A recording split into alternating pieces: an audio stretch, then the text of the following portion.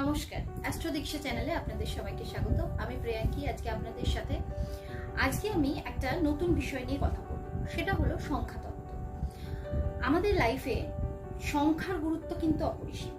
আমরা কিন্তু বিভিন্ন সংখ্যা নিয়ে সবসময় কাজ করে থাকি, অর্থাৎ আমাদের জানাটা খুব দরকার যে এই সংখ্যাগুলো আমাদের লাইফে কিরকম এফেক্ট দেয়। প্রত্যেকটা সংখ্যার সাথে এক একটা গ্রহের সম্পর্ক রয়েছে। তো এই গ্রহের সম্পর্কগুলো কিরকম ভাবে রয়েছে এবং এই গ্রহগুলো কি কি, সেইগুলো কিন্তু জানা খুব দরকার।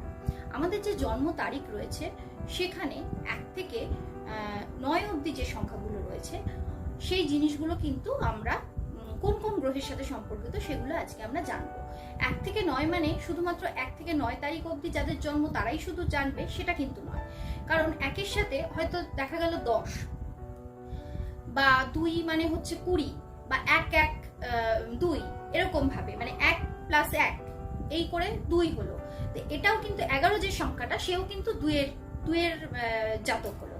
তো 1, 2, 3 এরকম ভাবে আমরা প্রত্যেকটা গ্রহের সাথে এক একটা সম্পর্ক রয়েছে, এক একটা সংখ্যার। তো সেই সংখ্যাগুলোর আজকে আমরা বিষয়গুলো জানবো। প্রথম হচ্ছে 1 সংখ্যা, যেটা রিপ্রেজেন্ট করে সানকে, অর্থাৎ রবি।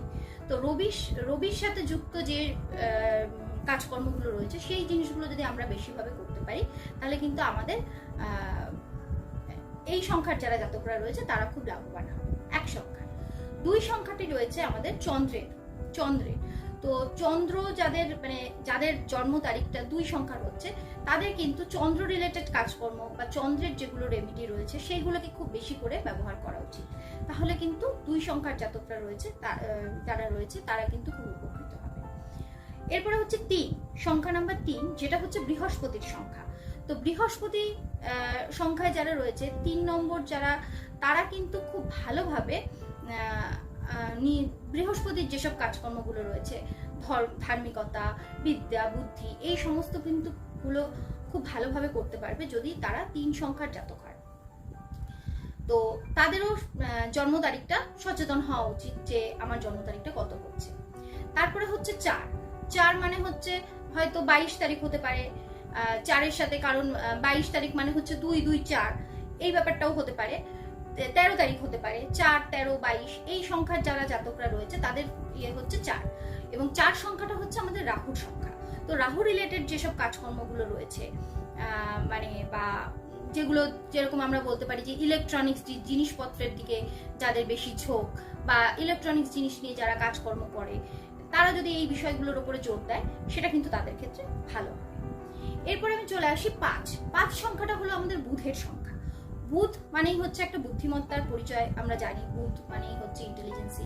তো সেক্ষেত্রে বুধের সংখ্যার যারা জাতকরা রয়েছে, 5 সংখ্যার যারা জাতকরা রয়েছে তারা যদি বুধ রিলেটেড কাজকর্ম বেশি করে করে বা বুধের যেসব রেমেডি রয়েছে সেই সব জিনিসগুলো ইউজ করে সেক্ষেত্রেও কিন্তু খুব ভালো ফল পাবে।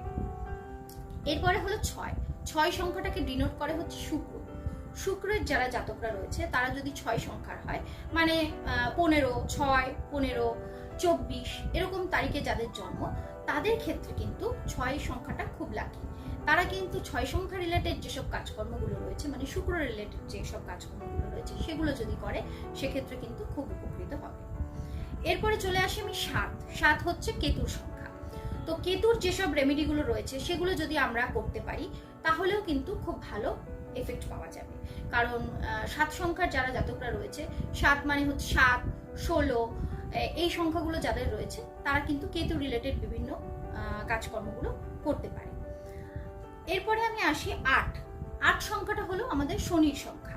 তো শনি রিলেটেড যেসব কাজকর্মগুলো রয়েছে বা শনি যেভাবে লাইফটাকে নিয়ে যেতে চায় খুব ডিসিপ্লিন ওয়েতে, সেই জিনিসগুলোর ওপরে যদি খেয়াল করা যায় তাহলে কিন্তু 8 সংখ্যার জাতকেরা বেশ উপকৃত হবে। মানে 8 সংখ্যা মানে হচ্ছে 8 তারিখ, 26 তারিখ এইরকম ভাবে যাদের জন্ম এইসব ডেটগুলোতে তাদের ক্ষেত্রে কিন্তু খুব ভালোভাবে তারা শনির রিলেটেড কাজকর্মগুলো কিন্তু করতে পারে। এবং লাস্ট হচ্ছে 9 মানে হচ্ছে মঙ্গল। 9-এর সংখ্যাটা হচ্ছে মঙ্গলকে ডিনোট করে। তো 9 সংখ্যার যারা জাতকরা রয়েছে তারা যদি মঙ্গল রিলেটেড বিভিন্ন রকমের কাজকর্ম বেশি করে করতে পারে, মানে 27 তারিখ যাদের 9, 27 এই সব তারিখে যাদের জন্ম তারা যদি মঙ্গল রিলেটেড কাজকর্ম বা মঙ্গলের যে কালারগুলো সেগুলোকে সাথে নিয়ে চলতে পারে সেক্ষেত্রেও কিন্তু খুব ভালো এফেক্ট তারা পাবে। তো আজকে আমি মোটামুটি 1 থেকে 9 অবধি জাস্ট আমি পরিচয় দিলাম কোন গ্রহ কাকে ডিনোট করে এই সংখ্যাগুলো। এরপরে আমি আস্তে আস্তে এই প্রত্যেকটা সংখ্যা নিয়ে আমি ডিটেলসে আলোচনা করব। তো আজকে তোমার মানে আমার এই ভিডিওটা এই অবধি। তো যদি তোমাদের আমার ভিডিওটা ভালো লেগে থাকে তাহলে অবশ্যই লাইক, শেয়ার এবং সাবস্ক্রাইব মানে অবশ্যই করো। তাহলে কিন্তু আমি আমার মানে পরবর্তী ভিডিওগুলো পাওয়ার জন্য যাতে তোমরা ভালোভাবে দেখতে পারো সেই বিষয়ে খুবই উৎসাহিত হব এবং ভালোভাবে করার চেষ্টা করব। তো আজকের জন্য আমার এই ভিডিওটা এই অবধি। সবাই ভালো থেকো, সুস্থ থেকো।